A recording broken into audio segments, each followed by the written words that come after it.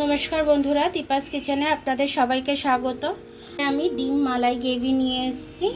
তো তার জন্য আমার কি লাগে দেখুন, এখানে দুটো তেজপাতা আমি নিয়ে নিয়েছি, আর এখানে পেঁয়াজ দেখুন একদম চপ করে নিয়েছি, একদম ছোট ছোট করে। এখানে আদা রসুন নিয়ে নিয়েছি, কাঁচা লঙ্কাটা নিয়ে নিয়েছি, এখানে ক্যাপসিকাম নিয়ে নিয়েছি, আর একটা দইয়ের প্যাকেট দই লাগবে আমার। 10টা ডিম আমি রেখেছি, এটা ছাড়াইনি, এখনও ছাড়াবো। শুকনো লঙ্কা, আর এখানে জিরে, আর একটু গোলমরিচ, একটু মৌরি দিয়ে দিলাম। এগুলোকে আমি ভেজে আমি একটুখানি মিক্সিতে গুঁড়িয়ে নেব। তেলের মধ্যে আমি তেজপাতা দিয়ে দিলাম, জিরে ফোড়নে দিয়ে দিলাম আমি, সুন্দর গন্ধ বেরোচ্ছে। এবার আমি পেঁয়াজগুলো দিয়ে দেবো এর মধ্যে। পেঁয়াজগুলো একটু গোল্ডেন কালার হবে, ততক্ষণ আমি ভেজে যাবো এটাকে। আমার পেঁয়াজটা ভাজা ভাজা হয়ে গেছে, এবার আমি আদা রসুনের পেস্টটা দিয়ে দিচ্ছি। আমি হলুদ দেব না, গ্রেভিটা সাদাই হবে। আমি এবার এটাকে কষে নেব ভালো করে, আদা রসুনের গন্ধটা যাতে কাঁচা ভাবটা বেরিয়ে যায়। আমি এখানে 200 গ্রাম দই দিয়ে দিলাম। তার সাথে এখানে কাজুটা দেখুন, এতটা কাজুই আমার লাগবে, দইয়ের সাথে পেস্ট করে নেব। দেখুন এটা কাঁচা গন্ধটা আমার চলে গেছে। এবার আমি কাজুটা দইটা যেটা বেটে রেখেছি, মিক্সিতে ঘুরিয়ে রেখেছি, সেটাকে আমি দিয়ে দেবো পেস্টটা। এটা কিন্তু আমি মিডিয়াম আঁচে ভাজছি, আমি নালে তলায় ধরে যাবে কাজু বাদামটা, ওই জন্য আমি মিডিয়াম আঁচে এটাকে ভেজে নিচ্ছি।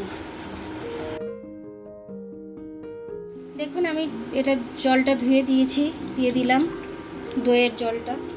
মশলাটা আমার কষা হয়ে গেছে, ওই কারণে আমি জলটা দিয়ে দিলাম। এবার আমি স্বাদ অনুযায়ী নুন দিয়ে দিচ্ছি। ডিমগুলো একটু কেটে কেটে নিচ্ছি, যাতে ঢুকে যায় মশলাগুলো, যাতে ডিমের মধ্যে স্বাদটা চলে আসে।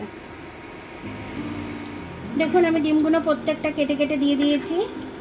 এবার ডিমটাকে একটু আমি ফুটতে দেবো, চাপা দেবো না, আমি খোলা অবস্থাতেই ফুটতে দেবো।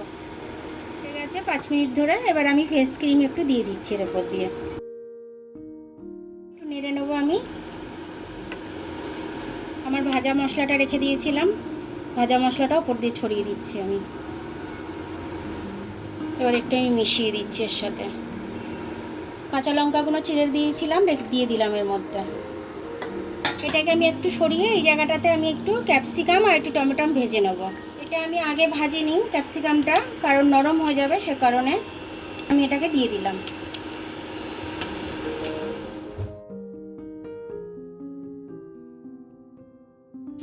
এর বেশি আর আমি ভাজবো না, তাহলে টমেটোমের লালটা থাকবে না, আর ওই কারণে আমি আর বেশি ভাজবো না। এটাকে আমি এর মধ্যে দিয়ে দিচ্ছি। কাঁচা লঙ্কাটা আগে দিয়ে দিয়েছিলাম, আর এইগুলো আমি একবারে দিয়ে দিলাম। এবার এটা একটু ফুটবে, ততক্ষণ আমি এই এলাচটা দিয়ে দিচ্ছি। যেহেতু আমার তখন ভাজা মশলার সাথে আমি দিইনি, সেটা এখন একটু আমি আলাদা করে এটা কুটে দিয়ে দিলাম। দেখুন আমি কাসুরি মেথিটা একটু হাতে ডলে দিয়ে দিচ্ছি।